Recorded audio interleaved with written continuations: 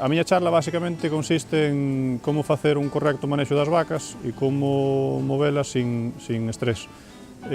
Mover vacas é algo que facemos a diario, ben para metelas na sala de espera, ben para amarrar un animal, ben para levantalo dunha cama, pero que non sempre se fai ben, a pesar de que sempre se di que levo 30 anos cas vacas e xa sei como se moven, pode ser que levemos os 30 anos equivocados. Entonces, o que pretendo mostrar é como é o comportamento natural das vacas, como ven, como oen, como pensan, como viven elas, como ven o mundo, e sobre eso aplicar unha serie de principios moi básicos para facer un correcto manexo dos animais.